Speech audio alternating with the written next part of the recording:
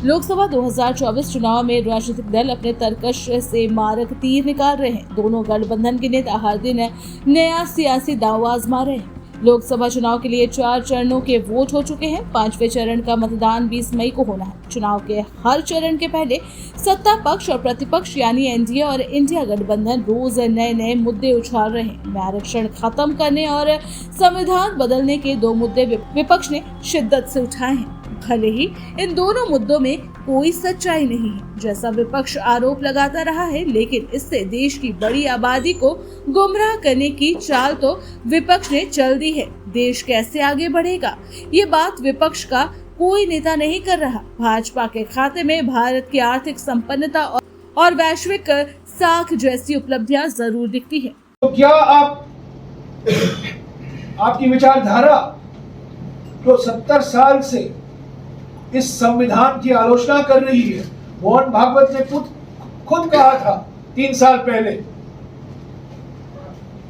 कि हम संविधान बदलना चाहते हैं, और संविधान इसीलिए बदलना चाहते हैं कि क्योंकि वो आरक्षण के खिलाफ है।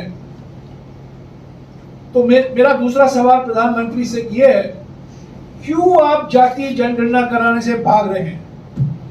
बिहार में तो आपके सहयोगी नीतीश कुमार जी ने करवाया है। पार्लियामेंट में बहस के बाद 2011 में जातीय जनगणना कराया गया था। आपने अपनी चुप्पी क्यों नहीं तोड़ी है? 5 फरवरी 2024 को यही HEC के कैंपस में राहुल जी ने एक भाषण दिया था भारत जोड़ो न्याय यात्रा के समय, और उन्होंने कहा था कि हम जातीय जनगणना कराएंगे, सामाजिक आर्थिक जातीय जनगणना जरूर करवाएंगे। तो मेरा सवाल प्रधानमंत्री से दूसरा ये है, पहला सवाल तो ये है, जो क्या आपकी विचारधारा इस संविधान को मानती है कि नहीं? और दूसरा सवाल ये है कि कास्ट सेंसस से आप क्यों भाग रहे हैं? आपने एक शब्द नहीं कहा है कि आप कास्ट सेंसस करवाएंगे कि नहीं।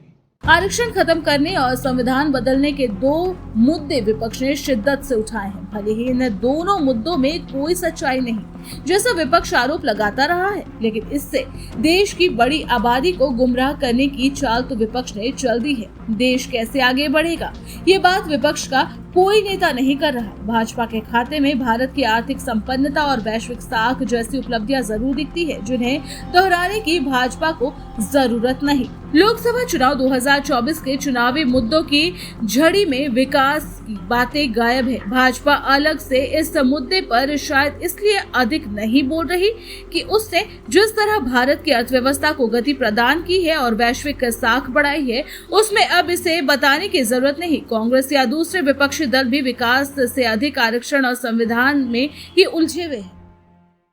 देखिए, देश में धर्म और जाति के आधार पर देश की आज़ादी के बाद लड़ने वाली यदि कोई पार्टी है तो कांग्रेस पार्टी रही है। इस देश के अंदर में आरक्षण कांग्रेस पार्टी ने लागू नहीं किया, दूसरी सरकारों ने लागू किया। आज वो हितैषी बनना चाहते हैं। मुझे लगता है आरक्षण के विषय को लेकर कांग्रेस लोगों में भ्रम पैदा करना चाहती है। इस देश के अंदर में संविधान है, कानून है, व्यवस्थाएं हैं, और उस व्यवस्था के अंतर्गत ही इस देश के अंदर में आरक्षण की व्यवस्था है। आज कांग्रेस बताए कि आरक्षण के मामले में जिस तरीके से एक हेरिटेज और विरासत टैक्स की जो बात कर रहे हैं, ये लगाना और साथ ही आरक्षण की बातचीत करना, ये कहीं ना कहीं एक संप्रदाय विशेष को उस आरक्षण का लाभ देने, और SC, ST और OBC जिनको एक लंबे समय से इस देश के अंदर में जो आरक्षण का लाभ मिल रहा है, उनके लाभ को काटकर एक संप्रदाय विशेष को ये देना चाहते हैं। ये इनकी मूल प्रवृत्ति है। कांग्रेस बताए कि ये सत्य है या असत्य है, तो मुझे लगता है एक संविधान है इस देश के अंदर में, संवैधानिक व्यवस्था के अंतर्गत भाजपा इसका पूर्ण समर्थन करती है, और मुझे लगता है भाजपा इसी दिशा में चलेगी। लेकिन ध्रुवीकरण की बातचीत बिल्कुल नहीं है। आपने इस देश के अंदर में क्या किया? आपने संविधान में परिवर्तन करके जिन शब्दों को आपने जोड़ा, जो शब्द उसमें नहीं थे, आपने कश्मीर के अंदर में जिस तरीके से कश्मीरी पंडितों को बाहर किया, एक नया आर्टिकल 370 आपने लगाया, जिसको हमने वहाँ से हटाया। माननीय मोदी जी का तो नारा ही है सबके साथ सबका विकास, और सबका विश्वास और सबका प्रयास होना चाहिए, और उनके लिए कोई जाति धर्म नहीं है। इनके लिए तो ज्ञान की व्याख्या हमने किया, GYAN ज्ञान, जी से गरीब होता है, Y से युवा, A से अन्नदाता और N से नारी।